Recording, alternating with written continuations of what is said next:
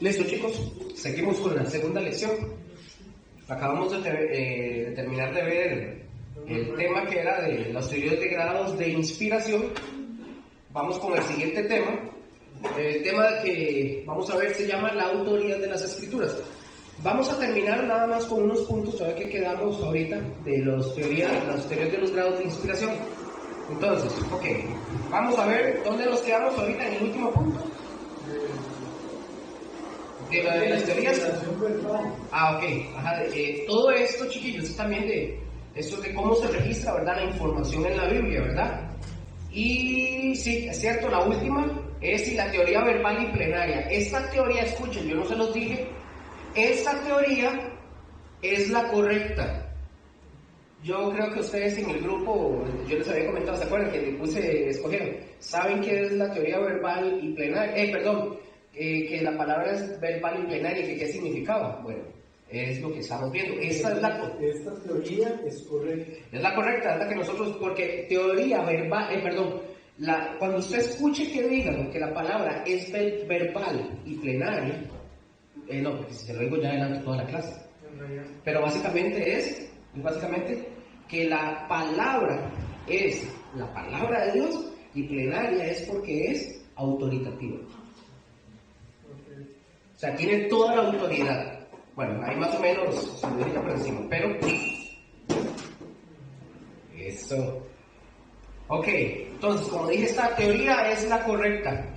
Todas las otras teorías fallan en algunas cosas. ¿Oyeron? Fallan en algunas cosas.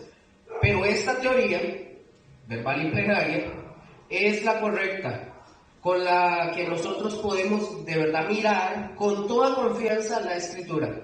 Dijimos que inspiración verbal significa que en sus documentos originales el Espíritu Santo dirigió en la selección de las palabras usadas, ¿verdad? Pero sin embargo, la personalidad del autor o del que escribió dice que fue respetado, ¿verdad?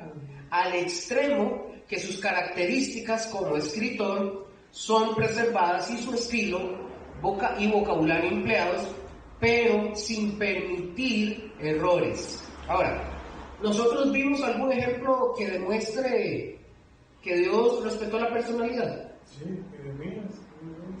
¿Vimos eso? Sí. ¿No? ¿O sí? Un ejemplo. Veamos un ejemplo, Romanos, por aquello, porque no me acuerdo de eso. Pero Romanos 16, del 20... También como el profeta llorando. Jeremías. Él demostró sus sentimientos de la Ok, sí. El dolor por el buen ejemplo, porque no lo tenía ahí, de hecho. Romanos 16, del 20 al 21. Igual que Jeremías, ¿verdad? Cuando lloró. Ajá. ¿Qué dice alguien que lo tenga? Y el Dios de paz aplastará en breve a Satanás, bien y ingenioso para el mal, y el Dios de paz aplastará en breve a Satanás. Bajo nuestros pies la gracia de nuestro Señor Jesucristo sea con nosotros. 21. Os saludo Timoteo, mi colaborador, y Lucio, Jasón, Sosípater, mis pastores. Ok, ahí. Aquí está Pablo, escuchen esto. Aquí van a tener que anotar varias cosas o estar al pendiente de todo. Aquí está Pablo dictando, porque Pablo tenía quien escribiera. Pablo realmente no escribió sus epístolas, a excepción como de una o dos, más no recuerdo, ahorita no lo tengo el dato. No escribió sus epístolas, es decir, que las escribiera él, ¿verdad? De puño y letra, él tenía sus escribientes. Aquí está dictando Pablo, pero aquí se mete el escritor. Ustedes lo pueden notar. El escritor se mete. Vean el versículo 22, por favor. ¿Quién escribe? ¿Quién? Tercio. ¿Qué dice Tercio? Escribió esta consagró y enseñó. Ok, vea qué interesante. ¿Qué hace Tercio? Él mete la cuchara. Mete la cuchara para mandar también saludos. Él está mandando saludos. Entonces, esto quiere decir, esto no quiere decir que hay una falla. Eso no quiere decir que hay una falla. Eso lo permitió Dios, dejando que la personalidad, en este caso del escribiente, ¿verdad, Tercio?, entrara ahí, sin afectar nada de la información. ¿Me doy a entender? Correcto, puesto que lo que este escribiente dice no afecta de ninguna manera el escrito. Pero Pablo, por ejemplo, Pablo tenía su manera de escribir y nosotros lo podemos reconocer a diferencia de otros escritores. Y así sucede en el mundo, por ejemplo. Si ustedes leen libros o tienen escritores favoritos, por ejemplo, seculares, ¿verdad? Estoy hablando. Nosotros, si tenemos algún escritor favorito, nosotros nos podemos dar cuenta quién escribió tal cosa, quién dijo tal frase, por la forma en la que escriben, por las palabras que usan constantemente, y nosotros podemos saber si es un escrito de él, de aquella, etc. En fin, la cuestión es que hay diferencias en los escritos, es decir, de diferencias de personalidades en la forma de escribir, y esto no quiere decir que hay o exista una falla. ¿Me doy a entender? ¿Muy claro? ¿Sí? Recordemos también que yo creo que yo se los había dicho, Pablo, cuando se refiere al conocidísimo, al conocidísimo anticristo, él no habla del anticristo. Pablo nunca va a hablar del anticristo. Pablo va a hablar del hombre de pecado, que es el anticristo. Ajá. Pero el anticristo dijimos que es de la teología juanina. De la teología juanina, que la de Juan, no es teología paulina, de Pablo. Y aunque los dos se refieren al mismo personaje, utilizan palabras diferentes para referirse a él. Es decir, en este caso Pablo usa como el inicuo, el hombre de pecado, o el anticristo, que lo usa Juan, ¿verdad? Pero es a la misma persona. A la misma persona. Todo esto que pasó, que fue permitido y guiado por el Espíritu Santo para que no pareciera un dictado, ¿verdad?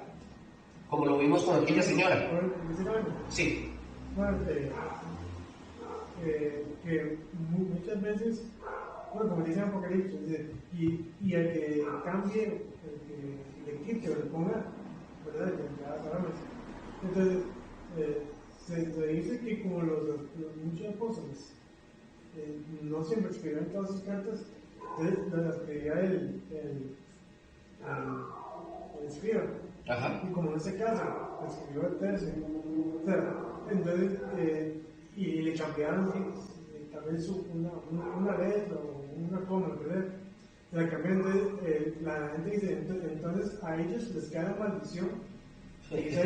O sea, no les cae porque aún no estaba esa advertencia. Sí, no, yo lo entendí, pero ahorita vamos a ver algo interesante con respecto a todo esto. Sí, va a ver que... Ok, entonces les decía que para que no pareciera un dictado, ¿verdad?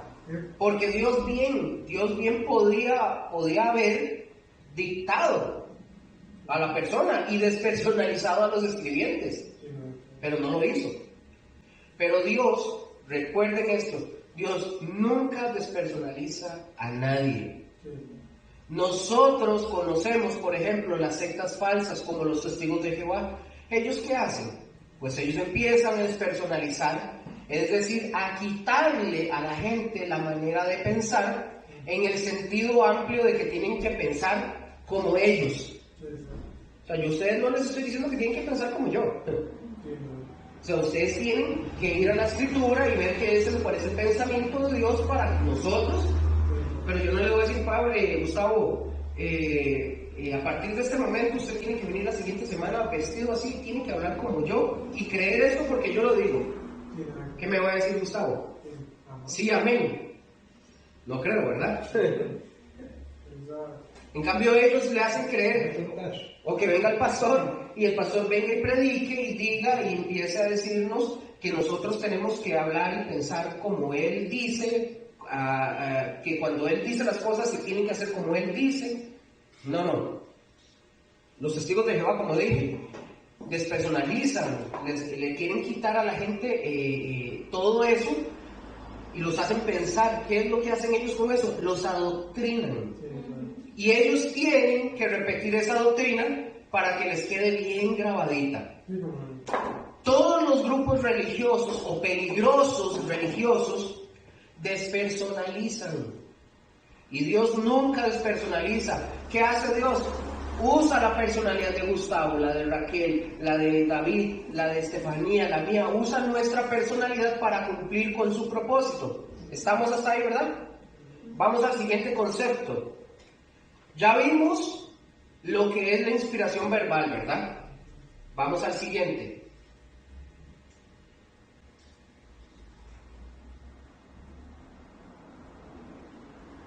Inspiración plenaria. ¿Qué significa? Que la exactitud de la inspiración verbal se extiende a toda la Biblia. Ahora, ¿por qué hacemos o por qué estamos haciendo esta aclaración?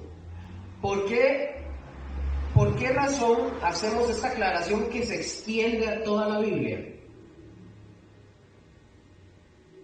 Está en todas las teorías anteriores que vimos. Vean lo que dice. Que la exactitud de la inspiración verbal se extiende a toda la Biblia. ¿Por qué hacemos esta aclaración? Y lo vimos ahorita en la lección pasada, en las teorías anteriores. Quiero que me mencionen por lo menos alguna.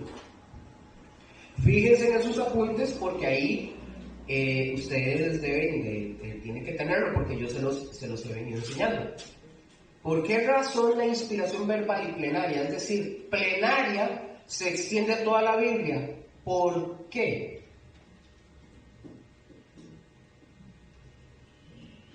¿Por qué toda la Biblia? Vamos a ver. Porque la verdad, el camino, la vida. Ok, vamos a ver. Recuérdense que vimos varias teorías, donde solamente ¿se acuerdan que vimos las teorías que decían que algunos aceptan parcialmente que es totalmente, la palabra es revelación e inspiración de Dios total, que es solo parcial? ¿Se acuerdan? Que le dan grados de valor a lo que sí es palabra de Dios y lo que no es palabra de Dios. ¿Se acuerdan de eso? Lo vimos, ¿verdad? Ok. Por eso es importante, digamos, los pasajes. Vamos a Timoteo, pues, 2 de Timoteo.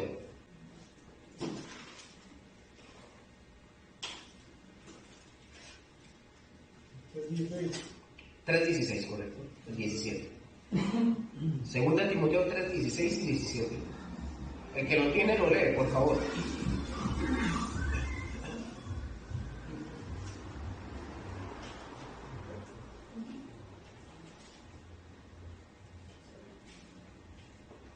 El que lo tiene lo lee, por favor. Toda la escritura es inspirada por Dios y útil para enseñar, para redarguir, para corregir, para instruir en justicia. Ajá. A fin de que el hombre de Dios sea perfecto, enteramente preparado para toda buena obra. Ok.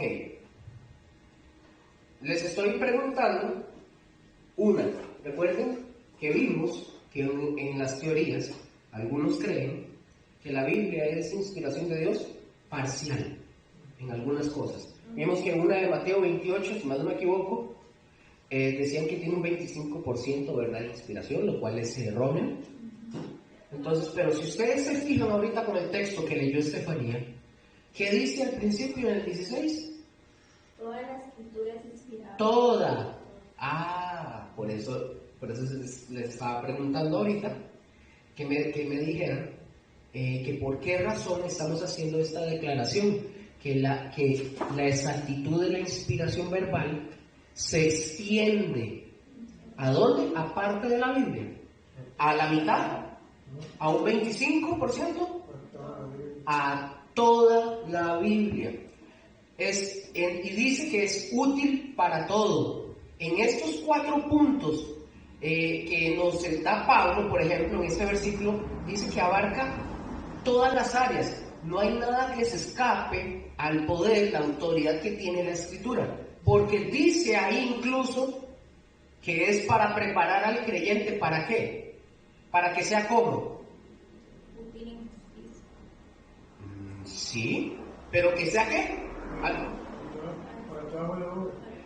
Perfecto, correcto, lo dijo Raquel así, perfecto, es decir, ¿qué significa esto? Es decir, maduro en todo sentido. El hombre y la mujer de Dios tienen que ser maduro. Cuando nosotros leemos la palabra de Dios, realmente ¿qué estamos haciendo cuando nosotros leemos la palabra de Dios? Siendo guiados. ¿Ah? Siendo guiados. Siendo guiados, pero lo que acabamos de decir, Siendo perfecto. Madurando. madurando, correcto, estamos madurando, estamos perfeccionando nuestras vidas y de eso es lo que se trata todo, ¿verdad? De nuestra vida, de que vayamos siendo perfeccionados ¿con qué? ¿Con lo que enseña Luque? No. ¿Con lo que enseña Josué? No. No, con lo que enseña la palabra de Dios, siendo perfeccionados con la palabra de Dios. Por eso se nos insta mucho aquí en la iglesia a que leamos la palabra, que leamos la escritura, que no nos conformemos con escuchar predicaciones sea de Josué, de Mónica, de Luque, de Rose, de María, de quien sea.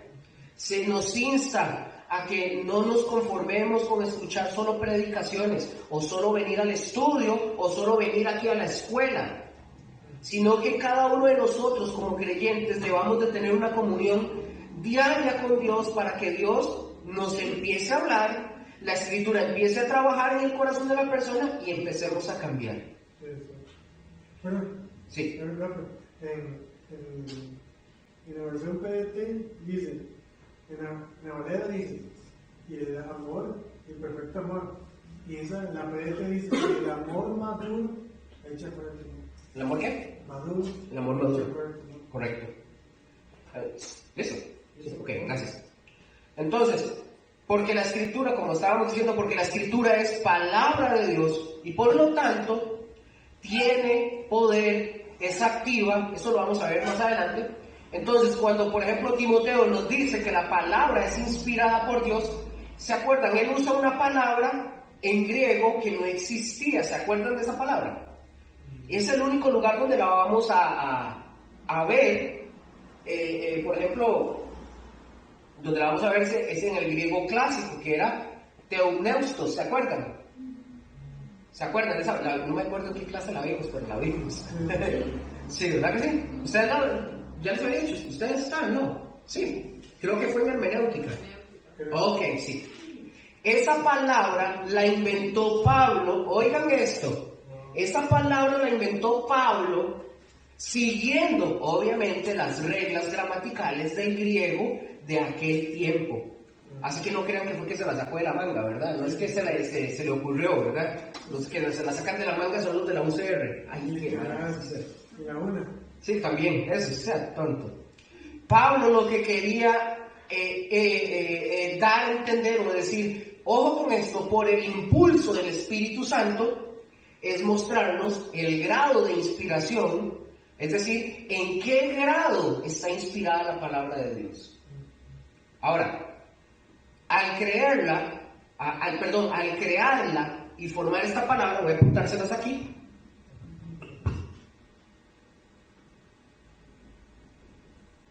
Voy. Para apuntarles ahí, creo neustos.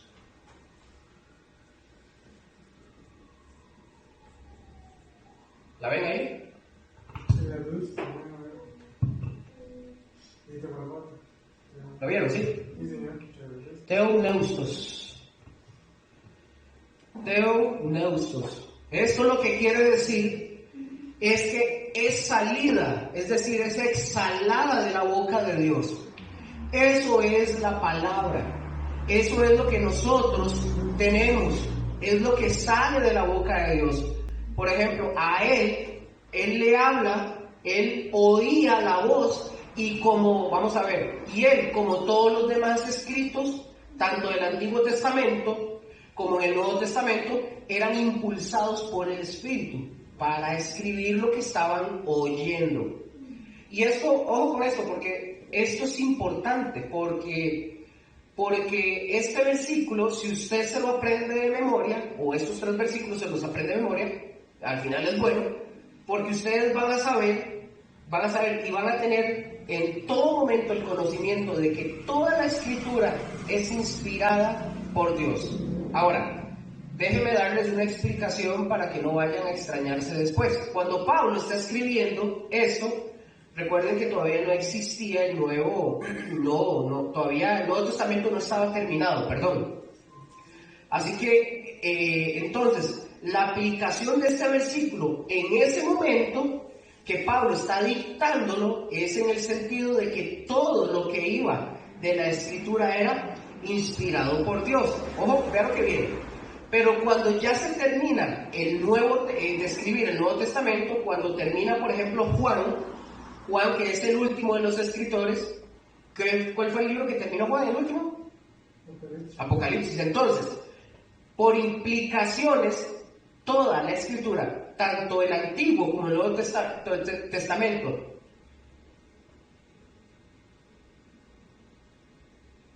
alto. Si hay una verdad que ustedes más bien deben de saber, es por ejemplo que Pablo, Pedro, Juan, escuchen esto, Pedro, Juan y el mismo Señor Jesús cuando predicaban, vamos a ver, Pablo, Pedro, Juan y el mismo Señor Jesucristo cuando predicaban, ¿saben cuál traducción ellos utilizaban para predicar? La antigua, No.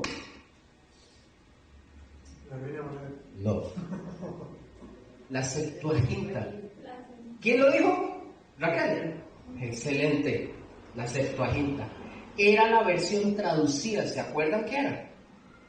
La versión traducida del hebreo del Antiguo Testamento al griego. Ellos utilizaban la Septuaginta. Y que hubieron judíos que se fueron para Grecia y aprendieron griego. Eso se lo tiene que saber de memoria, porque ya lo vimos con chorcientos de veces. Ahora, porque recuerden que el mundo en ese momento estaba dominado por el griego, ¿verdad? Y lo que hicieron, aquí no les voy a dar la historia, porque ya ustedes la saben, la vimos creo que también en hermenéutica, ¿verdad? ¿Verdad que sí? Sí. Lo que hicieron en Alejandría fue ponerlo en las palabras que el mundo entendiera lo que decía el texto hebreo, ¿verdad? No nada más los judíos. Pero da la casualidad, que no hay casualidades para Dios, de que es precisamente la traducción que utilizaban el Señor Jesús y sus discípulos para evangelizar. Para hablar de la palabra de Dios en aquel tiempo. Oigan, fue tanto, escuchen esto porque aquí a ustedes se les va a abrir la mente en ese sentido para entender por qué hay personas, por ejemplo, los judíos mesiánicos, porque ellos utilizan el Nuevo Testamento, pero en hebreo. Acuérdense que el Nuevo Testamento fue escrito todo en el Nuevo. ¿En qué? En griego. Ok. Ojo con eso. Así, gracias, David. Da la casualidad, porque le dije que no hay casualidades para Dios, ¿verdad? Fue tanto el uso que le dieron los cristianos que los judíos la rechazaron. Ellos no quisieron utilizar más la Septuaginta del Antiguo Testamento, ¿verdad? El griego. No la quisieron utilizar más porque si la utilizaban, sí la utilizaban, pero no la quisieron utilizar más solamente porque los cristianos la utilizaban. Solo por eso. Entonces, ¿qué hicieron? Hicieron su propia traducción. ¿Cómo la ven? ¿Ah? Creo que sí, creo. Bueno, hasta este momento queda claro. ¿Seguros? ¿Seguras? ¿Sí? ¿Tao? ¿Lo veo pensando? No, está bien. Ok. Entonces, toda la escritura, lo que nosotros tenemos, recuérdense que la escritura ya está cerrada, ya no hay que añadirle más, ya se completó. Ahora, vamos a ver que la Biblia tiene una dualidad. Aquí está, igual, yo se los pasé.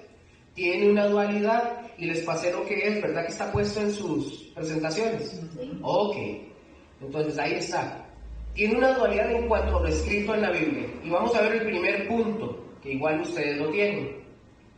Como número 1, dice, la Biblia, como ya vimos, es la verdadera palabra de Dios, es infalible, es inerrante, y es que autoritativa, no autoritaria, que es muy distinta o es muy diferente a lo que es autoritativa, ¿verdad? Ahora, es infalible. ¿Por qué es infalible?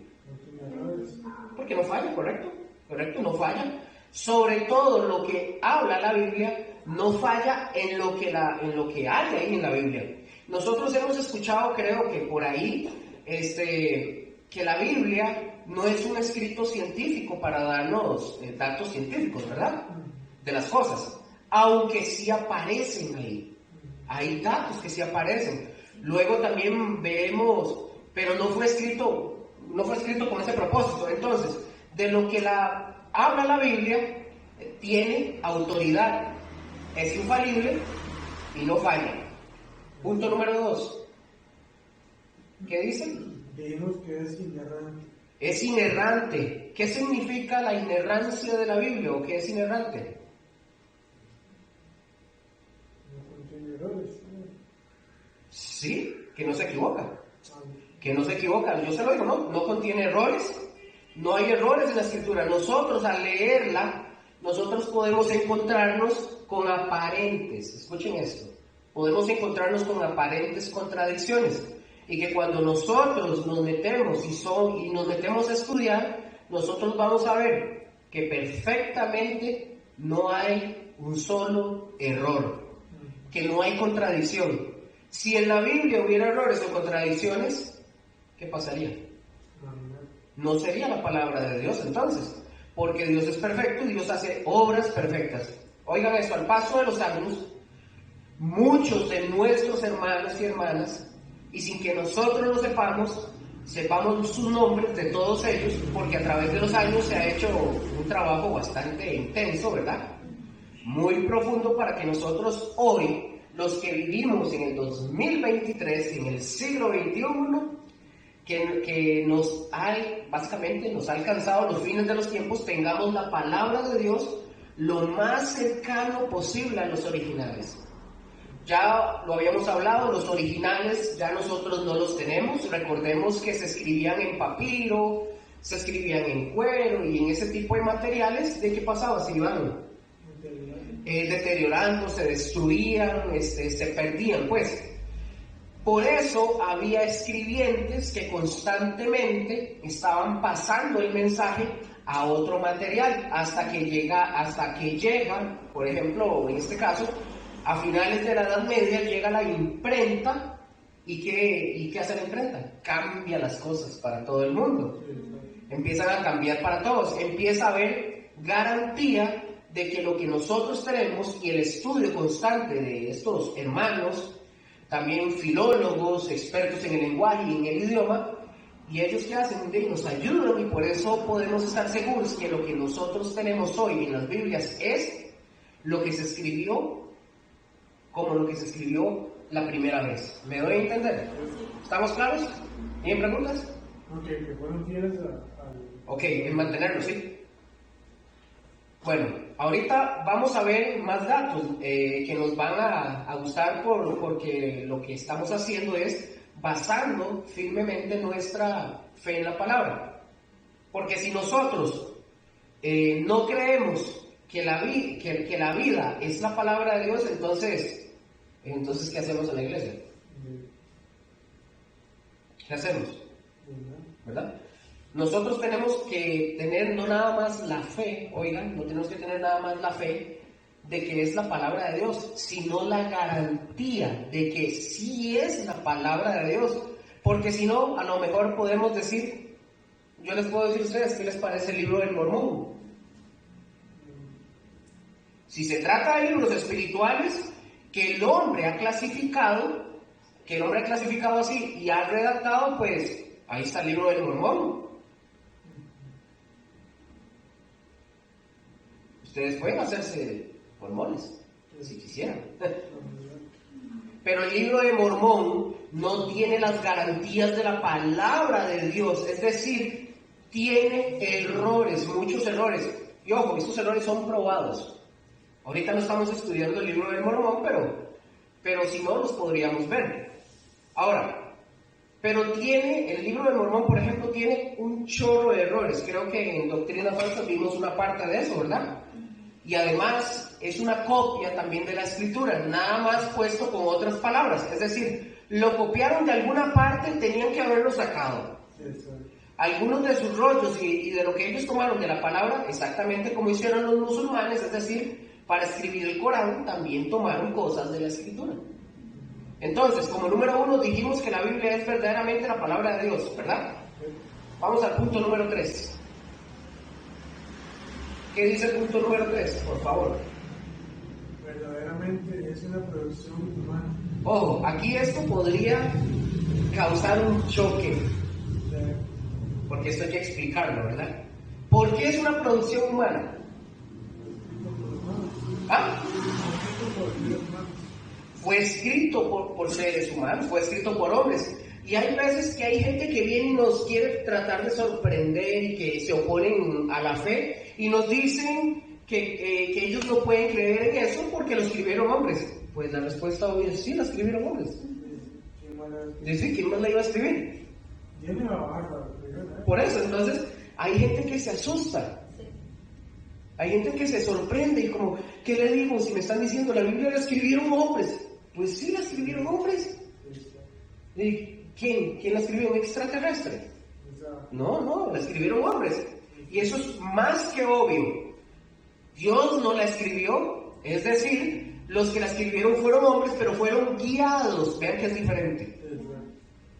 Los hombres la escribieron, pero fueron guiados por el Espíritu Santo para que lo que nosotros tenemos aquí no tenga errores.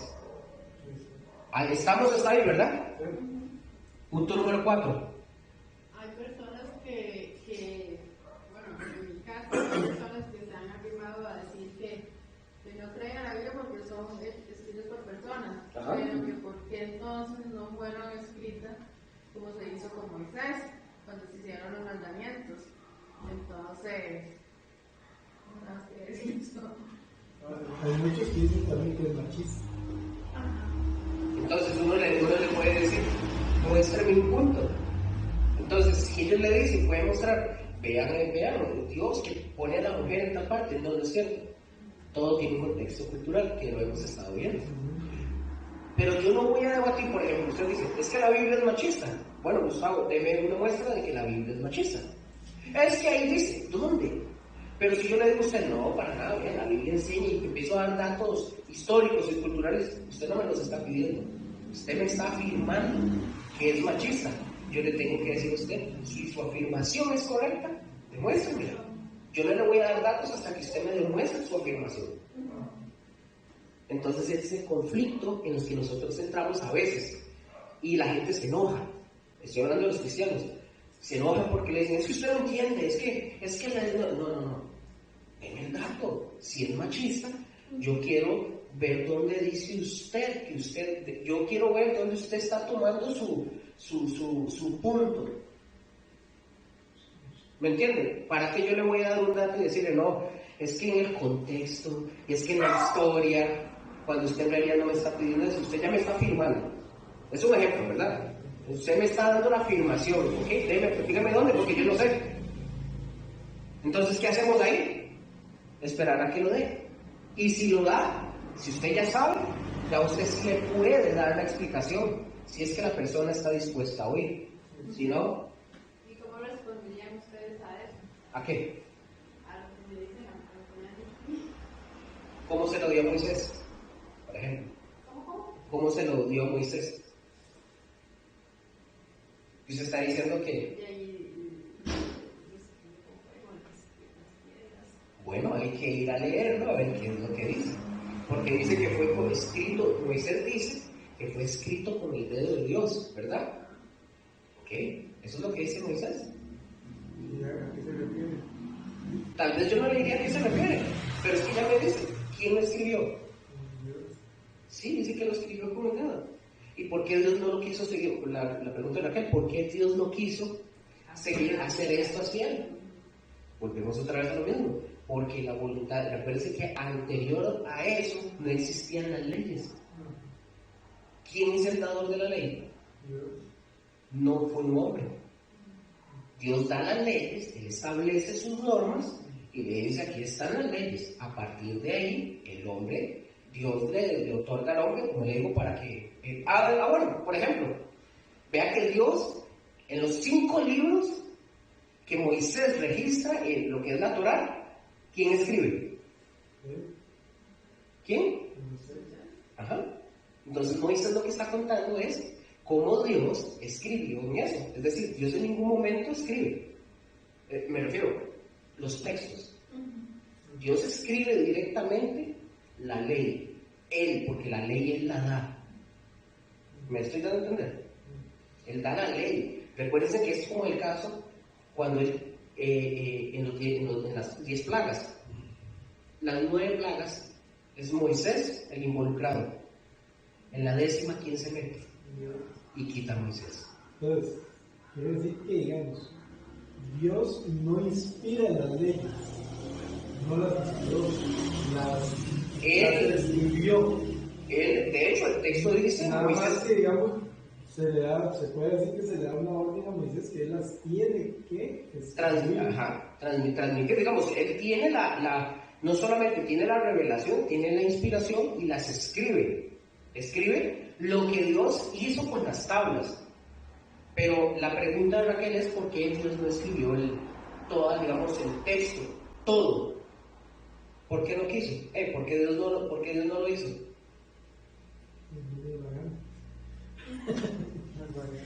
Él quiso usar hombres. Desde el principio nosotros vemos que Dios, en su soberana voluntad, Él ha querido que el hombre esté involucrado. De hecho, vemos que toda la historia, todo lo que está registrado, desde Génesis hasta Apocalipsis, vemos que Dios está involucrado en todo. Pero vemos que es el hombre el que registra. ¿Me doy a entender?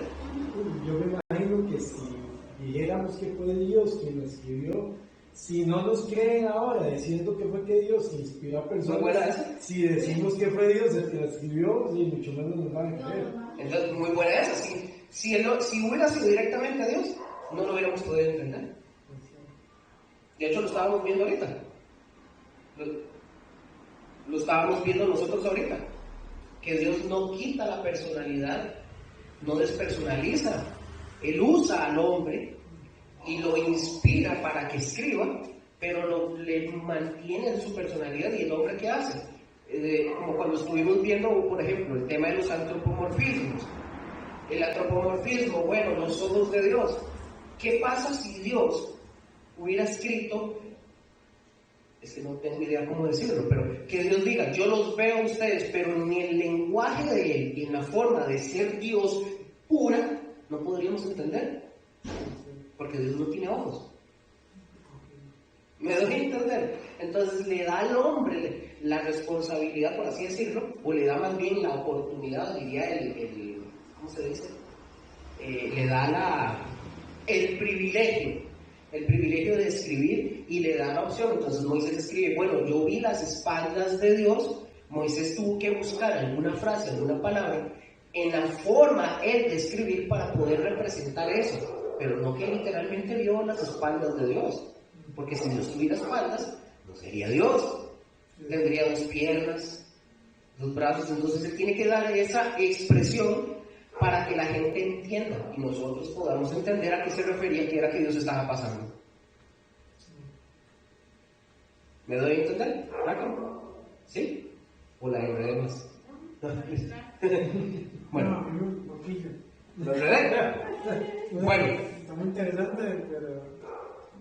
Hay que analizar más. Sí, ok. Está bien. Punto número 4. Pero sí. ¿Sí? Bueno, en esencia sí, pero igual hay que algo. Sí, quedan como unas cosas ahí. Es complejo, ¿verdad? Ok. Punto número 4. Lo tienen, ¿verdad? Dice: Es una dualidad de autor que se extiende a cada parte de la escritura en el lenguaje, así como en las ideas generales. Vamos a ver Segunda de Pedro, chicos, por favor. Segunda de Pedro 1:21. El que lo tiene, me lo lee, por favor.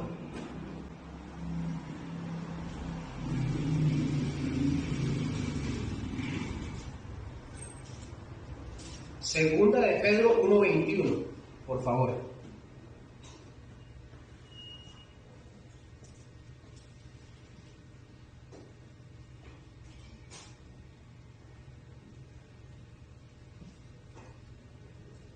¿Lo tienen, sí? Léalo fuerte, por favor.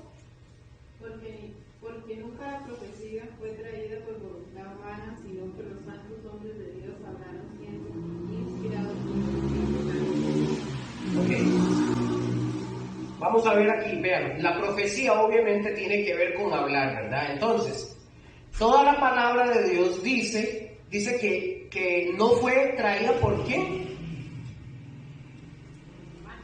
Que no fue traída por voluntad de los seres humanos, sino que fueron guiados. Eso ya lo habíamos visto. Y noten aquí, cuando utiliza la palabra inspirados, ¿verdad? Utiliza otra palabra distinta a la que era teumneustos, ¿verdad? La palabra que utilizó Pablo era teumneustos, y teumneustos, vamos a ver, Pablo utilizó teumneustos, pero Pedro está usando otra palabra, que es esta. Ya la habíamos visto.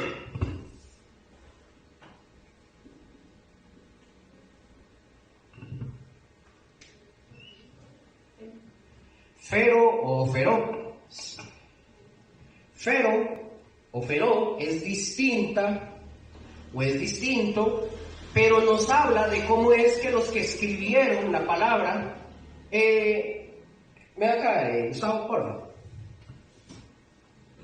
Fero habla de esta idea. Yo les había dicho en hermenéutica que era como el soplo en los barcos de vela, pero Fero también es esto, es como que yo le haga así a Gustavo y lo voy guiando y lo voy llevando lo voy llevando entre las mesas, lo voy guiando. Ahí se me sienta, gracias. Fero da esa idea, ¿me doy a entender? Da la idea. Y yo lo agarro, como agarré a Gustavo de los hombros y lo fui llevando aquí. Lo llevé, lo fui guiando, lo llevé hasta que lo volví a sentar, ¿verdad? No lo voy empujando, sino que lo voy llevando. Es lo mismo que hizo el Espíritu Santo con los otros escritores. ¿Qué hizo? Fero los llevó, los guió para que tuvieran todos los datos necesarios. Por ejemplo, ¿se acuerdan de Lucas? ¿Qué nos dice Lucas en el Evangelio? ¿Qué hizo? Que Lucas investigó, ¿verdad? Y él, él investigó, pero ¿quién lo guió en la investigación para que no tuviera fallas? Ahora van a decir, Lucas lo llevó 3 meses, nada que ver. El Espíritu Santo lo llevó, lo guió para que él investigara. El Espíritu Santo lo fue llevando. ¿Por qué Lucas tiene? Porque, por ejemplo, ustedes ven Lucas tiene datos que no tienen los otros escritores. Por ejemplo, él nos habla de qué fue lo que hizo María, la madre de Jesús, ¿verdad? Y nos dice a dónde fue. Nosotros no sabríamos qué hizo María o lo que dijo María. En fin, hay una serie de cosas. Eso fue lo que hizo Lucas con su investigación. Y para saber qué hizo María, ¿qué debió de haber hecho Lucas? Para saber qué hizo, qué dijo, dónde fue María, todo lo que hizo, ¿qué tuvo que hacer Lucas? Investigar, pero ¿qué tuvo que hacer? Buscar a María, correcto, exactamente. Pero ¿quién lo guió?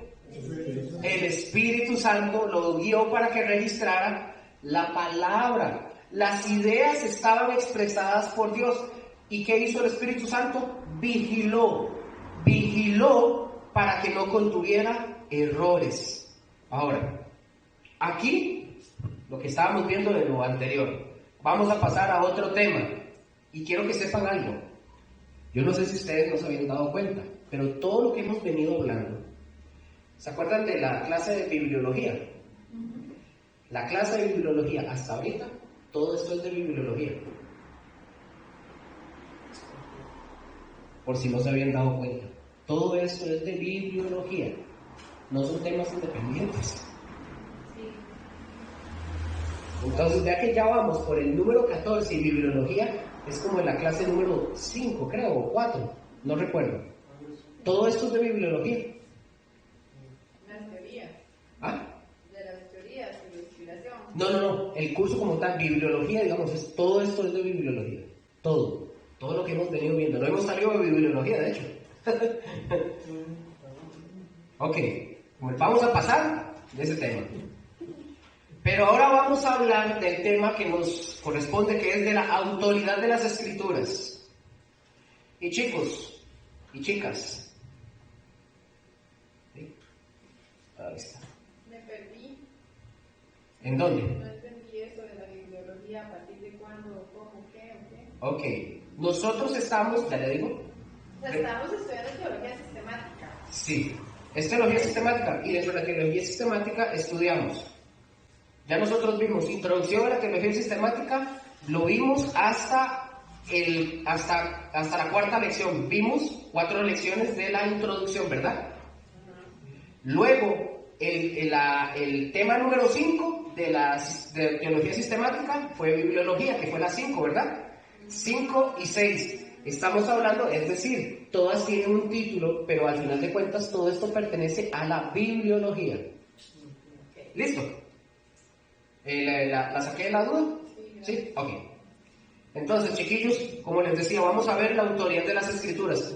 Ojo, ningún otro libro sobre la tierra dice, escuchen esto, ningún otro libro sobre la tierra dice en sí que lo que está escrito, digamos, en ese tipo de libros, sea palabra de Dios. Ningún otro libro, la Biblia sí lo dice. Y lo dice muchísimas veces. Por ejemplo, anoten si quieren. Hay 120 veces que la Biblia se refiere a sí misma como palabra de Dios. 120 veces. El Corán, ni siquiera el Corán lo dice. Ni los libros budistas, ni los que escribieron el libro de los mormones. En ningún lugar dice que es palabra de Dios. Vamos a ver datos y datos reales. Vamos a ver el primer dato. Ustedes también lo tienen en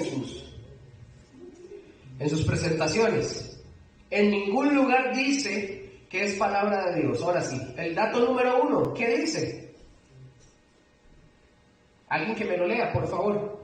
En el Antiguo Testamento hay 88 veces registrado la palabra, así dice Jehová. Eso, es decir, el escribiente no está diciendo que el que puso, así dice Jehová, el que escribe no dice, ay, es que eso es de mi inspiración, ay, yo lo recibí, o yo lo siento así. No, el escribiente pone, pero es Dios el que está interviniendo en eso.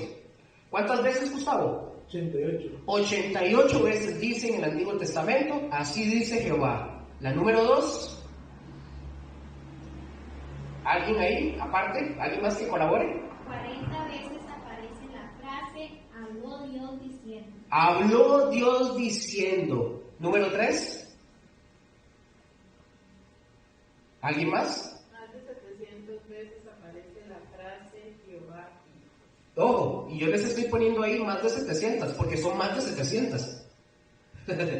No son 700, son más de 700 veces que dice Jehová dijo. Número 4, por favor. En el Nuevo Testamento el Señor Jesucristo dice más de 20 veces, yo os digo. Yo os digo, ok.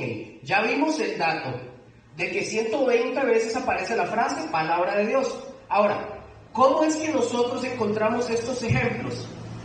Yo les voy a dar para que ustedes anoten 4 citas nada más. Anoten 4 citas, vamos a leer nada más 2, pero anoten las 4.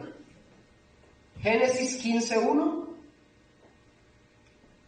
Génesis 15:1.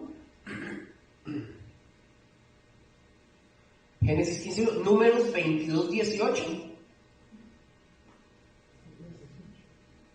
18. 22:18, sí. ¿Qué dijo otra cosa? No, ok.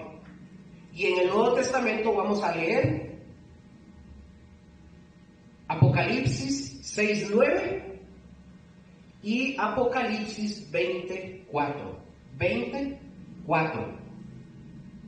Ahora, alguien que me lea, por favor, Génesis 15:1, por favor, fuerte.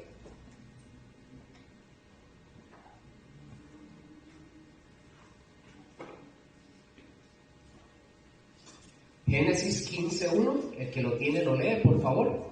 Después de estas cosas vino la palabra de Dios. ¿Vino qué?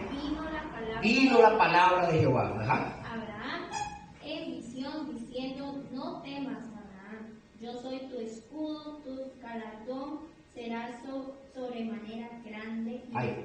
Ahí sí, gracias. ¿Se fijan cómo aquí, cómo lo dice? ¿Vino palabra de quién? De Jehová. Entonces, eso que va a registrarse en el capítulo 15 es lo que vino de parte de Dios para que fuera escrito, no de parte de la inspiración de que el hombre quiso poner, fue de parte de Dios. Ahora otra persona que me lea Apocalipsis 20, versículo 4, por favor. Ahorita vamos a ver algo que me había preguntado Raquel la semana pasada y ahorita lo vamos a ver.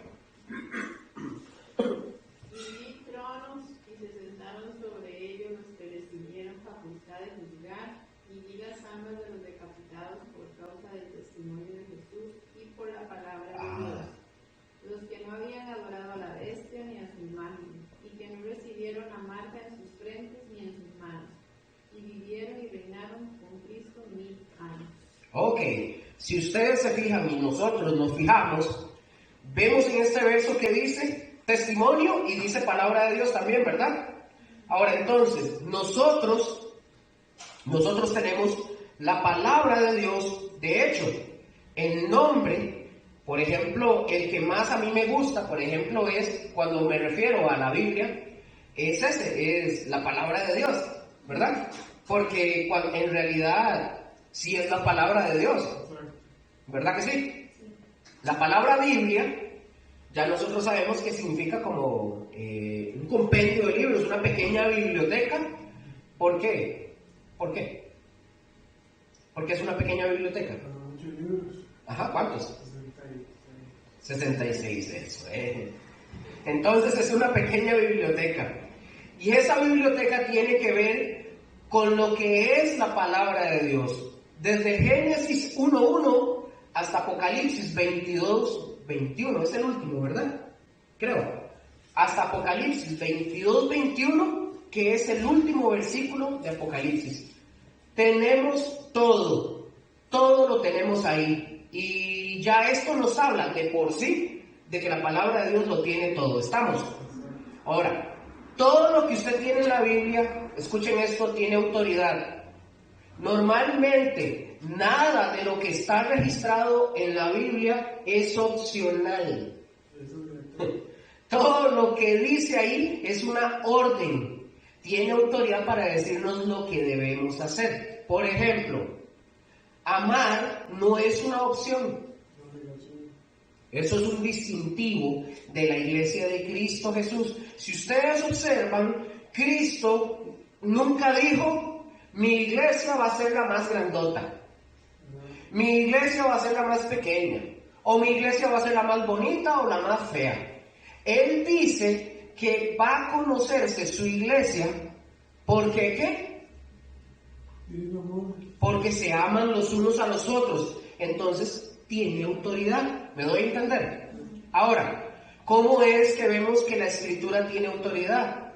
¿Quién nos dice que la Escritura tiene autoridad? Imaginemos esto. Vamos a supongamos, porque está puesto creo aquí, vamos a suponer que somos el pueblo de Israel, ¿verdad? ¿Quién dice que los libros que tiene la Biblia hebrea son revelación de Dios? ¿Cómo es que se llega a saber eso? ¿Cómo, si somos iglesia, cómo es que los libros del Nuevo Testamento tienen autoridad sobre nosotros? ¿Ah? ¿Qué pasó o qué sucedió para que esto se diera de esta forma? ¿Saben? No. No.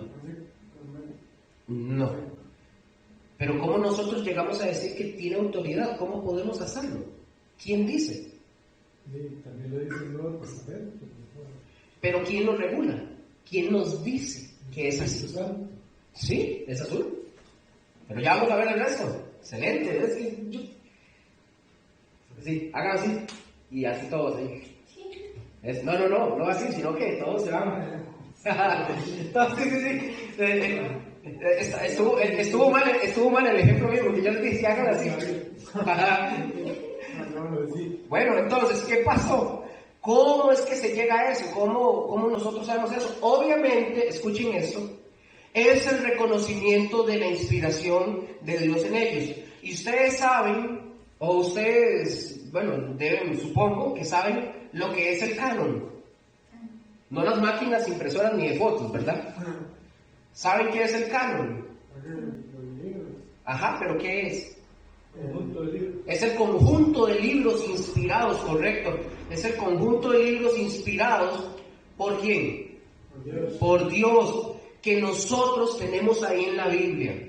Ese es el canon, si a ustedes les preguntan. Es el conjunto de libros que fue inspirado por Dios y está cerrado, ¿verdad? Pero escuchen, en aquel tiempo, cuando se estaba formando, ¿cómo es que ellos podían determinar si era palabra de Dios o no? Ya Gustavo dijo una, por el Espíritu Santo, pero eran hombres también los que determinaban si era o no palabra de Dios. ¿Cómo hacían ellos? Por la conferencia entre unos y otros. Porque ¿sí? todo tenía que calzar, porque todo tenía que hablar de Jesús y no hablar de sí mismo. No, sí, pero todo, no solo el Nuevo Testamento. Vamos a ver, pero, o sea, no está mal, pero vamos a ver. En el Antiguo Testamento estaban los profetas, los sacerdotes y toda esta gente que estaba reconociendo que eran escritos inspirados.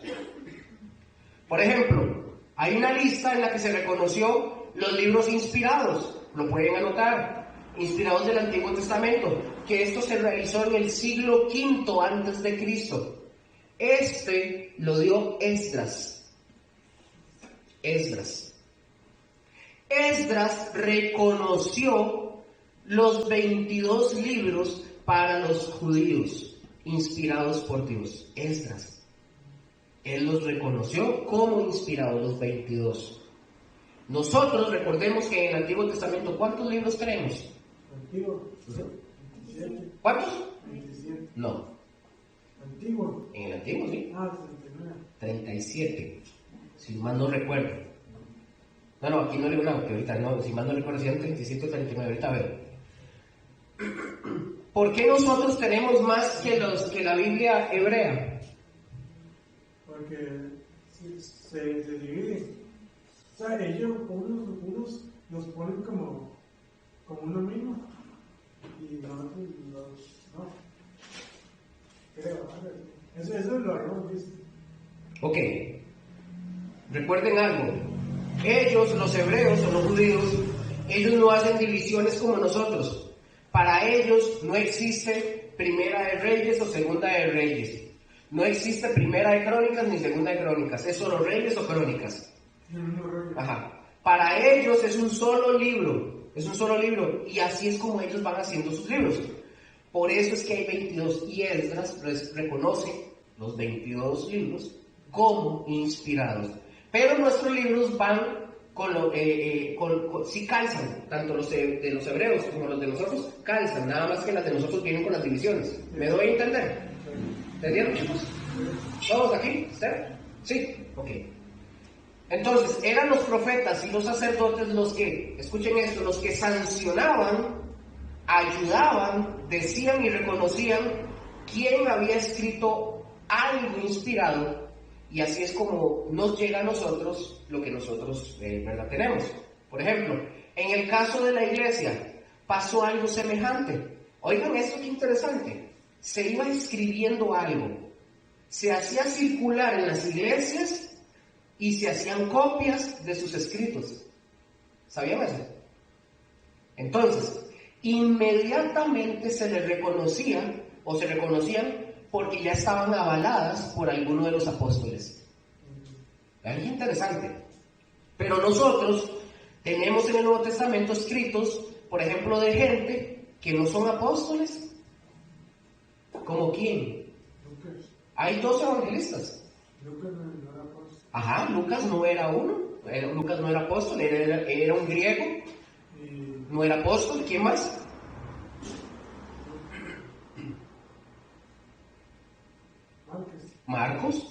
Marcos tampoco era un apóstol. Era muy cercano a los apóstoles, pero no era un apóstol. Entonces, ¿por qué tenemos el Evangelio de Marcos y por qué tenemos el Evangelio de Lucas? Simple y sencillo. Marcos era muy cercano a Pedro. Pedro ratifica su escrito como palabra inspirada, lo que escribe Marcos. Lo ratifica como palabra inspirada y la iglesia lo reconoce. Lucas, ¿con quién trabajaba él de cerca? Pablo. Con Pablo, correcto. Lucas trabajaba con Pablo. Entonces Pablo también daba verdad o aprobaba que es escrito, y la iglesia como tal lo toma como inspirado de Dios. Por esas razones es que nosotros tenemos el canon de lo que es el Nuevo Testamento, porque también tenemos en la Biblia estos, ¿y por qué tenemos nosotros también en esta Biblia estos escritos? Porque Dios hizo que lo escribieran, que fuera su palabra sin errores. Por ejemplo, Pablo escribió más, y el hecho de que no estén aquí en la Biblia, en sus Biblias, ¿verdad? O en la mía, que no estén ahí. Por ejemplo, en otras cartas de Pablo no quiere decir más bien de que se hayan, no es que se perdieron cartas importantes para nuestra fe, para nada. Aquí lo que nosotros tenemos en la Biblia, lo que necesitamos. ¿Me doy a entender? Sí, o los enredé. Bueno, si quieres, explica un poquito más. ¿Ustedes entendieron? Que tal vez no tenga un libro como así, como Pablo, ¿verdad? O sea, como que Pablo escribió un libro. Pablo escribió otros libros. Pero ¿por qué si Pablo escribió otros y los reconocieron inspirados, por qué las demás no? Ahí viene la... Si era el mismo Pablo, o sea, ya sabía que era inspirado por Dios. ¿verdad? Y ¿se acuerdan que lo vimos la semana pasada? Si no está aquí, ¿qué quiere decir? No, yo no dije Es eso. inspirado. No. Es inspiración. Ok, puede ser que sean libros que tengan cosas buenas, que no sean malos, pero si no están incluidos dentro de nuestras Biblias, ¿por qué? Porque Dios no lo quiso. Porque Dios no lo quiso.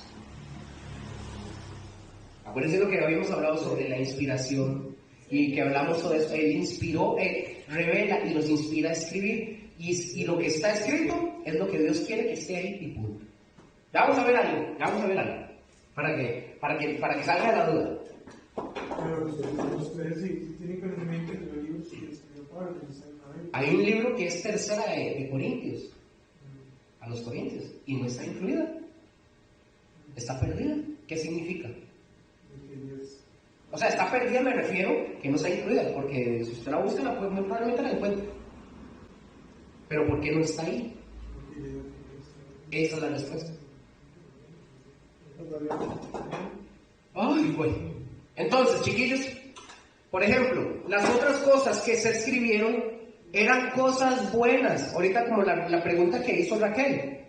Por ejemplo, lo que se escribieron eran cosas buenas. Eran buenos consejos, pero no es lo que Dios quería que fuera guardado en la Biblia. ¿Me doy a entender? Ok. ¿Pudo haber escrito Tomás? Que por cierto, el Evangelio de Tomás, que salió a la luz hace muchos años atrás, no sé si ustedes se acuerdan, ¿con cuál película?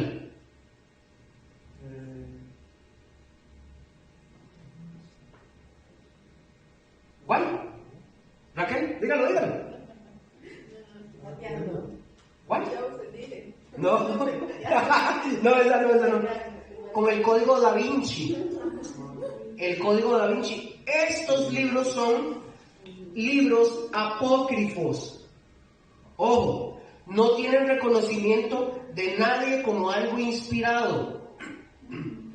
Pero como vende, hicieron el código Da Vinci, ¿verdad?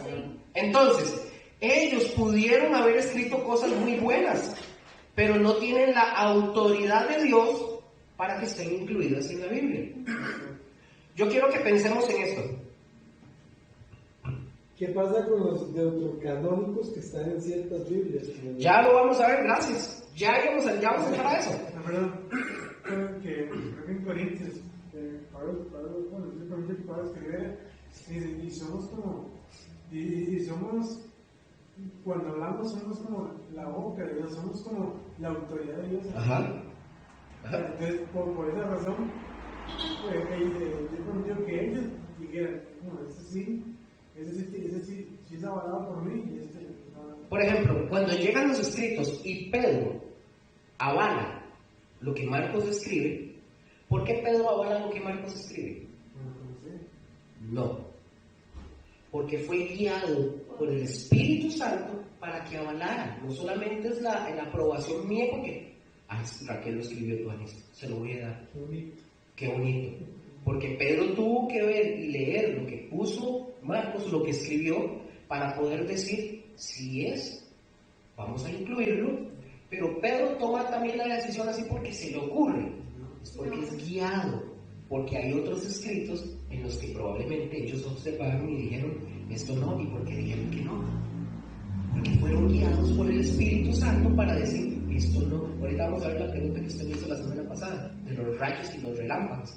Ya vamos a ver. Como hemos estudiado también cuando estábamos viendo varios milagros que hacía Jesús, y Lucas y Marcos, ¿verdad? Lo comentaban, lo hablaban de distintas maneras. Ajá. Los milagros de la niña, ¿verdad? Del flujo y todo eso. Entonces, Correcto. lo ven de otras maneras.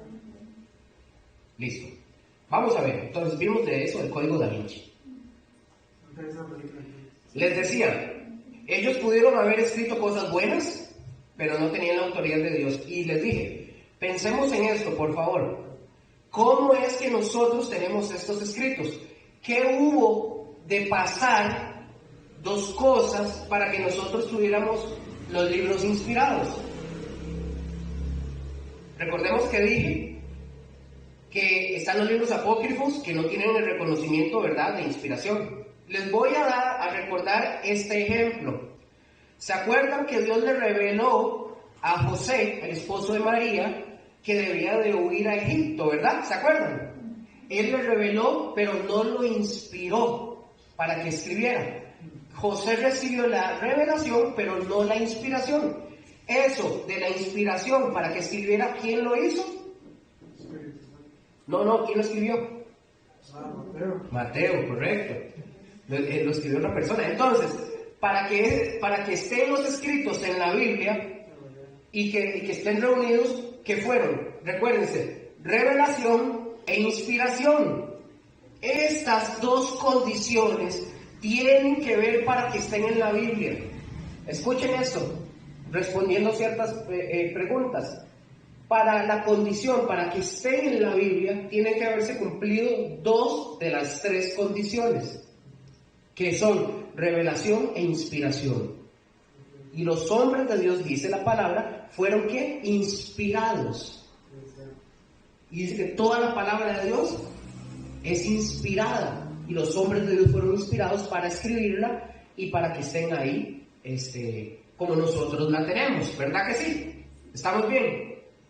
Entonces, esas dos condiciones tienen que ver para que estén en la Biblia, y ya lo habíamos visto, para que ustedes también puedan repasar los que ustedes han anotado y ustedes lo puedan ver y lo tengan ahí de memoria. Por ejemplo, Tomás lo que escribió, o lo que escribió Judas, o lo que sea, quizás no era reconocido por Dios como inspirados probablemente.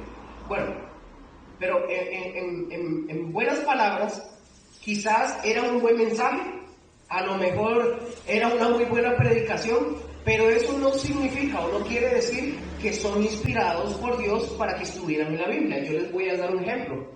Han habido buenas predicaciones, ustedes me imagino que han escuchado otros pastores que son buenísimos y que enseñan y uno dice, wow, que hasta uno se sorprende, pero ellos no se les está revelando nada. se les ilumina para que enseñen, pero no se les está inspirando para que escriban. La Biblia está cerrada. ¿Me doy a entender? Sí. Te digo que son 2 de 3 cosas, ¿cuál es la tercera? Revelación, inspiración e iluminación. Y la iluminación entramos nosotros, ¿te acuerdas? Que es lo que el Espíritu Santo nos ilumina. O sea, nosotros no es que estamos inventando nada, es el Espíritu Santo que nos enseña. Ok, esa es la idea. Voy a sentarme un toquecito, estoy cansado. Esa es la idea. Por eso están los libros que están en la Biblia. Yo les había dicho a ustedes en una ocasión, no crean y no se dejen llevar por quienes dicen que hacen falta libros en la Biblia. ¿Se acuerdan? Hay una carta de los Corintios, como les decía, que se le llama la tercera a los Corintios. Dicen estos hombres, ¿quiénes? Los teólogos liberales, ¿verdad? Ellos dicen que es la segunda. No, que esa tercera es la segunda. Ellos toman primera y segunda como completa.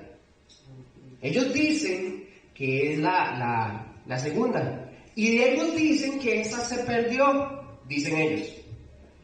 Les pregunto, bueno, si se perdió es porque no es palabra de Dios. Tan sencillo. Yo no les puedo decir a ustedes que verdaderamente Pablo la escribió. Es una suposición. Yo no la tengo. Por eso, al final de cuentas es una suposición. Sí, entonces al final, exactamente, al final de cuentas, si no está en la Biblia, ¿por qué? Porque Dios no quería. Es más, no es palabra de Dios, así de sencillo.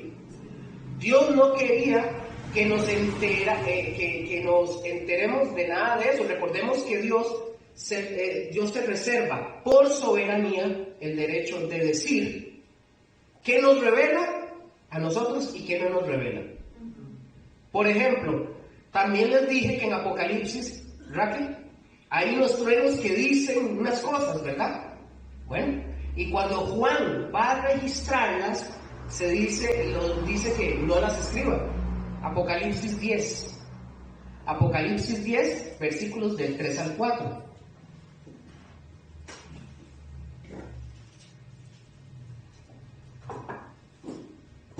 ¿Me dicen cuánto lo tienen? ¿Qué dice? Y clamó a gran voz como luz de un león. Y cuando hubo clamado, 7 truenos emitieron sus voces. 7 truenos emitieron sus voces. Ajá. Cuando los 7 truenos hubieron emitido sus voces, yo iba a escribir. ¿Quién iba a escribir? Juan. Ajá. Pero oí una voz del cielo que me decía: sella las cosas que los 7 truenos han dicho y no las escribas. Ok, los truenos estaban diciendo algo. ¿Qué dijeron los truenos? ¿Por qué no se sabe? Porque Dios ordenó que no. Porque Dios le dijo que no las escribiera. Entonces, como les dije, Dios se reserva el derecho de revelarnos a nosotros, de mostrarnos a nosotros lo que es su revelación. Por eso, ustedes no crean que tenemos, por ejemplo, nosotros tenemos todo el conocimiento de Dios, no crean eso.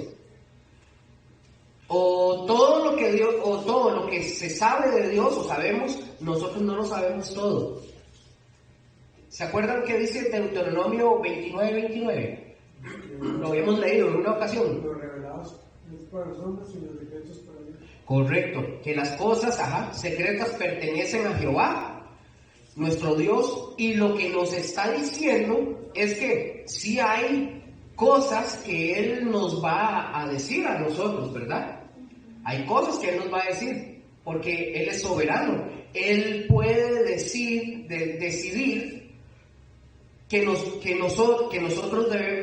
debemos nosotros saber y qué no debemos de saber.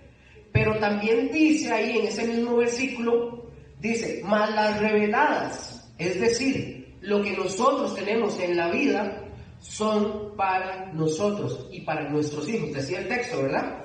Y decía que era para siempre. Para que cumplamos, o sea, para que obedezcamos todo lo que está registrado. ¿Me di a entender? ¿Lo veo Raquel, lo de los relámpagos, truenos o lo que sea? Pregunto otra vez, ¿qué dijeron esos truenos o relámpagos? No sabemos. Es curioso porque, digamos, por lo menos aquí nos dice, bueno, en la Biblia que hay una explicación, pues sí, esta de nosotros, sí, dice, hay verdades que son parte del plan secreto de Dios, por lo que no pueden ser reveladas. Correcto, de hecho suena así, bonito. Nos manda a Deuteronomio 12, del 4 al 9. ¿Y qué dice? Así aprovechando de una vez, abusándome.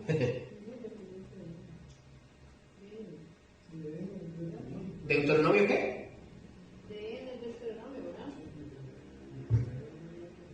De él, Daniel. Deuteronomio creo que es de T.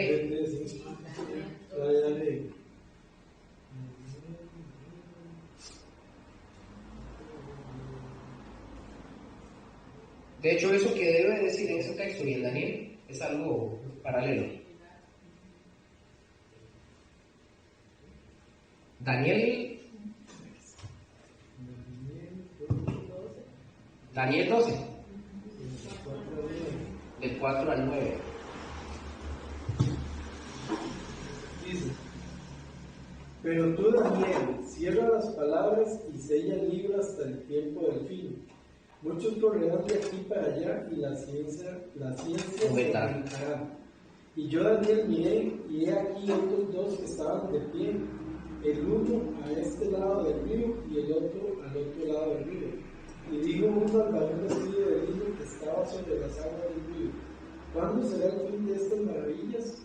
Y oí al varón vestido de lino que estaba sobre las aguas del río, el cual alzó su diestra y su siniestra al cielo, y juró por lo que vive por los siglos, que será por tiempos y la mitad de un tiempo. Y cuando se acabe la dispersión del poder del pueblo santo, todas estas cosas serán cumplidas.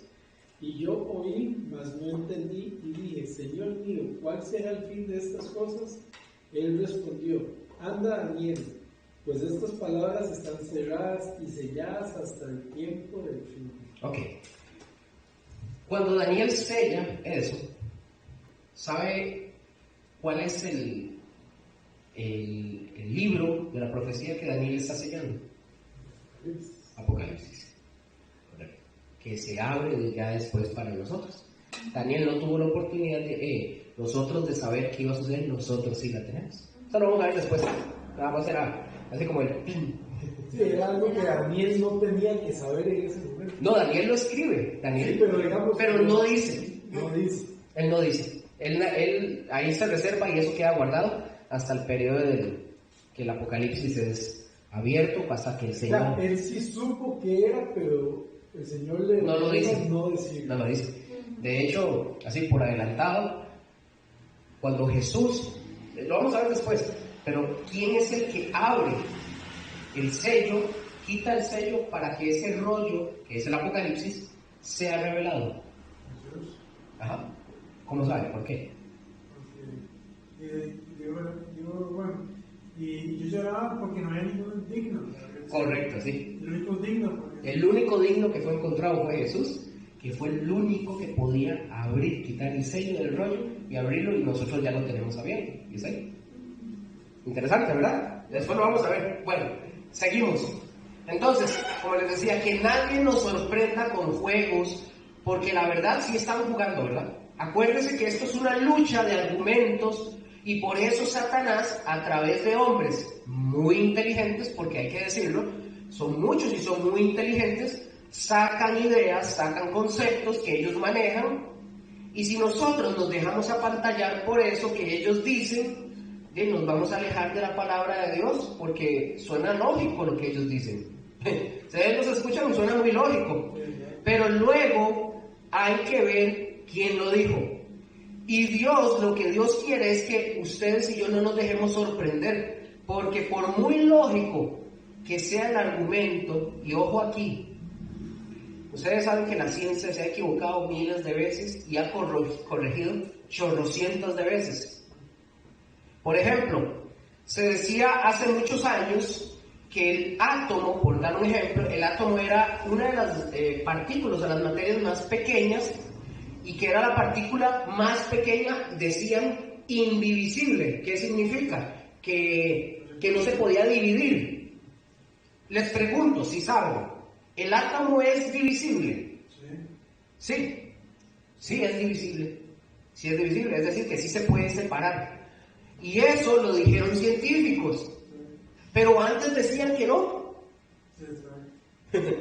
Entonces, y los científicos, que son gente inteligente, se equivocaron. En la ciencia incluso hay intereses de harina, de negocio, de plata. Un hombre, escuchen esto, no me lo pidan porque vieras cómo intenté, pero no lo logré. Un hombre escribió un libro que es precisamente para desenmascarar lo que es la ciencia. Este hombre saca este libro, todos lo odiaron. Todo el mundo lo odió, porque él puso sobre la mesa la idea de que muchas veces la ciencia está jugando con nosotros. Por ejemplo, hace muchos años los frenos de los carros, no sé si usted se acordará o sabe, los frenos de los carros se hacían con asbesto. Y el asbesto es un chunche que produce cáncer.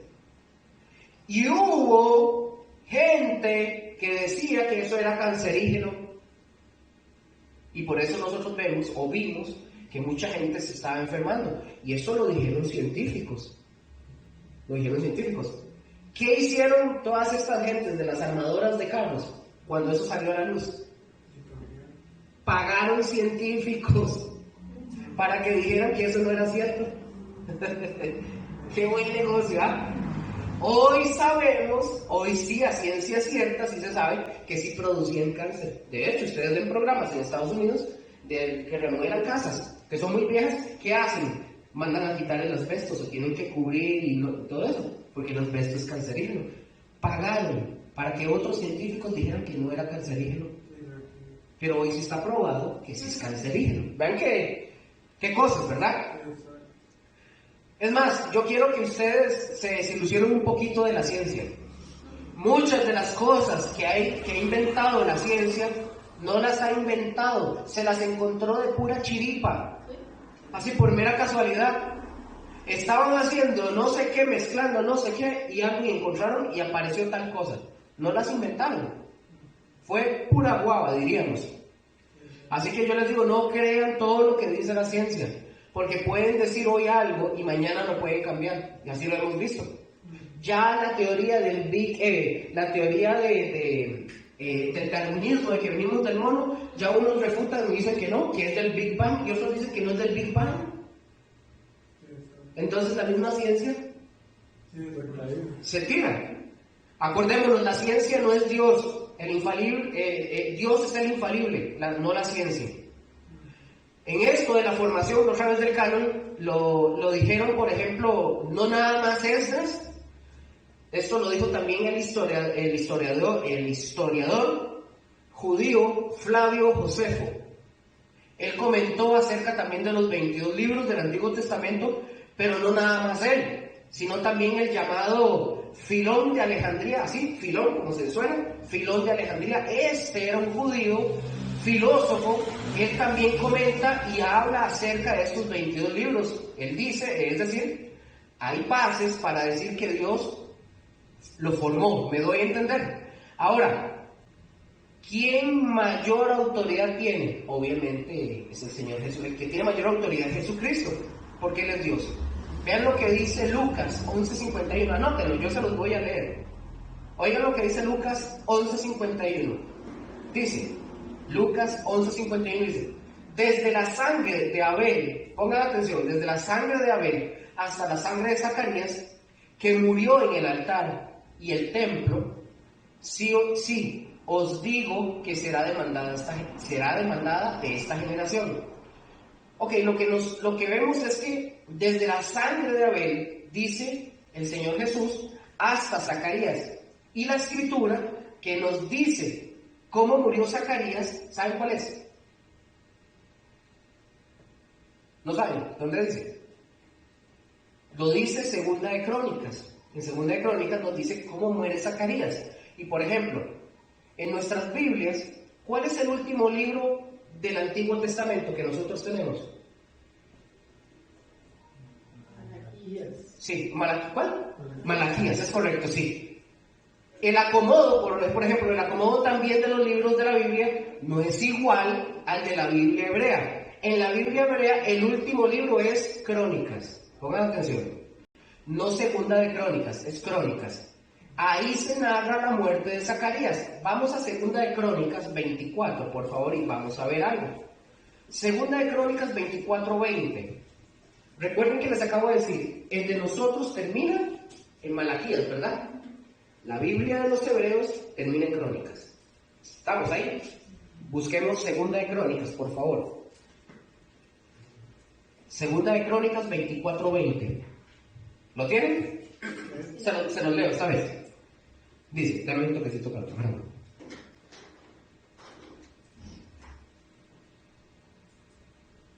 Ok. Segunda de Crónicas 24:20 al 21 dice: entonces el Espíritu de Dios vino sobre Zacarías, hijo del sacerdote Joiada, que raro ese nombre, ¿verdad? Y puesto en pie, donde estaba más alto que el pueblo, les dijo: así ha dicho Dios, ¿por qué quebrantáis los mandamientos de Jehová? No os vendrá bien por ello, porque por haber dejado a Jehová, él también os abandonará. Pero ellos hicieron conspiración contra él y por mandato del rey lo apedrearon hasta matarlo en el patio de la casa de Jehová. Si ustedes se fijan ahí, se narra la razón por la que matan a Zacarías. Lo matan a pedradas. Y dice que fue en el atrio, entre lo que es la puerta y el altar del sacrificio, ahí él es asesinado. Cristo dice, ojo, Cristo dice que la palabra de Dios es desde la muerte de ¿quién? Lo leímos ahorita en Lucas 11:51. Dice que es desde la muerte de Abel hasta Zacarías, porque toda esa sangre dice que se va a tomar en cuenta, es decir, que abarca todo el Antiguo Testamento. Porque nosotros tenemos, Malaquías termina, pero en el orden que tienen los judíos, entonces dice que termina en Crónicas. Y Jesús nos está diciendo aquí, dice el texto bíblico donde Jesús dice: y desde la sangre de Abel hasta la sangre de Zacarías, que murió entre el altar y el templo, sí, os digo que será demandada de esta generación. Entonces se fijan que ahí Jesús dice que desde la sangre de Abel hasta Zacarías, porque de esa sangre va a tomar cuenta todo. Entonces, todo lo que es el Antiguo Testamento, todo lo abarca todo. Busquen Lucas 24:44, por favor.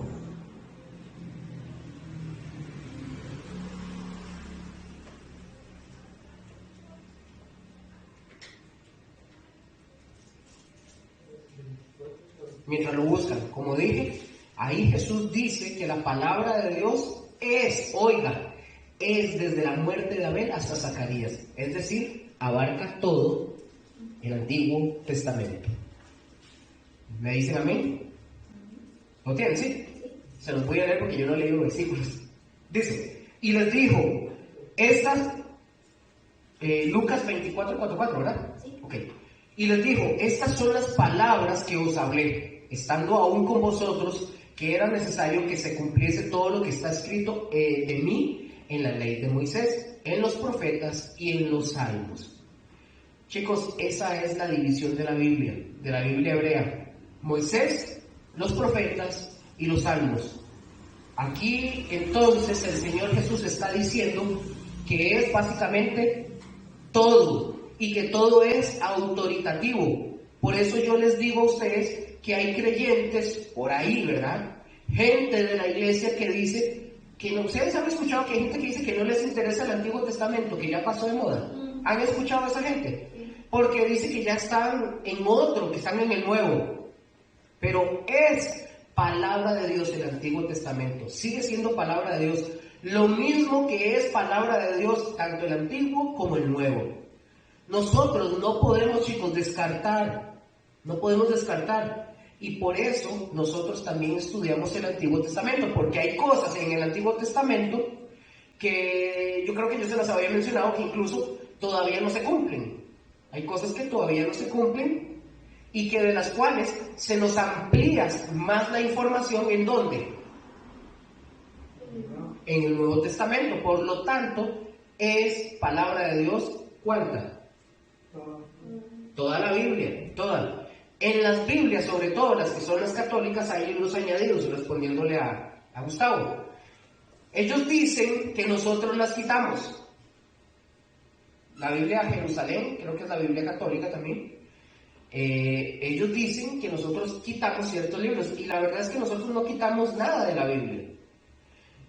Ellos añadieron, para que tengan el dato, ellos añadieron en el año 1500, añadieron lo que nosotros conocemos como los libros apócrifos o los libros deuterocanónicos. ¿A partir de cuándo? Del 1500. Ellos los tomaron, y si ustedes tienen una Biblia católica en su casa, si fuera el caso, o la tienen descargada, ustedes revisen qué dice, ¿cómo decían? ¿Libros? ¿Cuál? Deuterocanónicos. Hay libros en la Biblia católica que son canónicos y libros que son deuterocanónicos. ¿Qué significa deuterocanónicos? ¿Saben? David, Raquel, Gustavo, Steph. Deuterocanónicos quiere decir de segunda importancia o de segundo orden.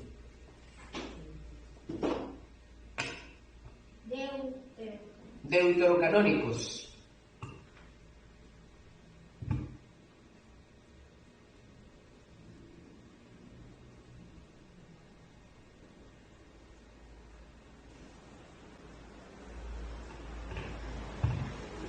¿Así? Deuterocanónicos, espero no haberme equivocado. ¿Por qué nosotros no los tenemos en nuestras Biblias? ¿Ustedes creen que nos haría mal si los tenemos o los leemos? Sin miedo, díganme. ¿Usted qué dice, Raquel? No, ¿ustedes están? No, porque no está en la Biblia. No, pero si lo estuviéramos. Ya nosotros sabiendo lo que sabemos, ¿nos haría mal, David? No debería afectar. Correcto, esa es la respuesta, no nos afecta. No nos afecta. Incluso nosotros podríamos usar a Baruch, que es uno de los libros, para hablar, porque Baruch habla de la... podríamos utilizar Baruch para hablar en contra de la idolatría, porque es tremendo lo que dice Baruch de la idolatría. Nos serviría, por ejemplo. Pero ¿por qué nosotros no tenemos a Baruch en el Antiguo Testamento? ¿Por qué no lo tenemos?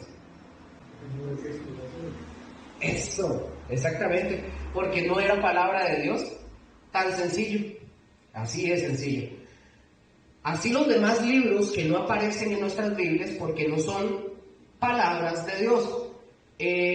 ¿Para qué quiero, por ejemplo, para qué quiero tener yo los libros canónicos o libros que, perdón, ¿para qué quiero yo tener los libros deuterocanónicos que tienen errores?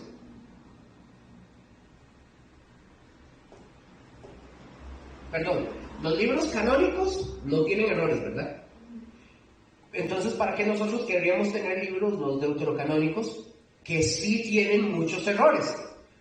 Y les voy a decir, tienen errores geográficos, tienen errores cronológicos, tienen errores doctrinales. Por ejemplo, el libro de Tobías, no sé si alguien lo ha leído. En Tobías, un ángel le dice que mienta. Luego, Tobías usa para curarse, Tobías era ciego, y usa algo que es como hechicería. Entonces, ¿para qué quiero yo errores doctrinales en la Biblia? Que la verdad es que si estaban a un lado de los libros canónicos, vamos a decir del Antiguo Testamento, porque son historias, y son historias bonitas, algunas son historias bonitas. Ninguno de los libros apócrifos es feo en el sentido que si usted lo lee, usted se va a entretener. Son libros interesantes, También tenemos a Macabeos, por ejemplo. Dice que en Asiria, escuchen esto, necesito que pongan aquí, ojo. Dice Macabeos que, por ejemplo, que en Asiria, el rey de Asiria en ese momento fue Nabucodonosor. ¿Es verdad eso? ¿Por qué? Porque es de Babilonia. Porque él fue el rey de Babilonia, ¿correcto? Pero un error muy grave. Correcto, era de Babilonia. La Biblia dice que Nabucodonosor viene de Babilonia. Y aquí Macabeos dice que era de Asiria. Entonces, ¿cómo está el arroz? Creo que Siria así era Artajerjes. Entonces, si ustedes se fijan, son evidentes los errores. Y hay quien dice que se equivocaron al escribir tan sencillamente porque ellos no estaban guiados por el Espíritu Santo y cometieron errores. Hay otras personas que también dicen que una de las normas o de las reglas de los escritores, que ellos sabían que lo que ellos estaban escribiendo no era revelación de Dios, sino que era algo para dar una información histórica, adrede, ¿verdad? Y que adrede ellos cometían errores como ese para que la gente, cuando lo leyera, pudieran distinguir que ellos no estaban pretendiendo ser un libro inspirado. Y terminamos con esto. Sencillamente era como una novela y, por ejemplo, yo les recomiendo que si ustedes tienen tiempo, si no, recuerden esto, si tienen tiempo, recuerden primero la Biblia, ya lo que tenemos, pero si ustedes tienen tiempo, denle una leidita a los libros apócrifos, no les va a hacer daño, no les va a hacer daño. Ahora, ustedes ya ahí se van a dar cuenta de muchas cosas. Como información, si están bien, y están bien que las leamos, porque ustedes ya están firmes, ustedes no se van a ir por... ¿verdad? Estamos, chicos, la siguiente semana, para que sepan, vamos a continuar hablando sobre los libros, una parte, viene otro tema, pero vamos a hablar un poco más de esto para salir de lo que son los libros apócrifos, porque muy probablemente se me olvide y les digan, ¿qué quedamos? ¿Está bien? Gracias, chicos.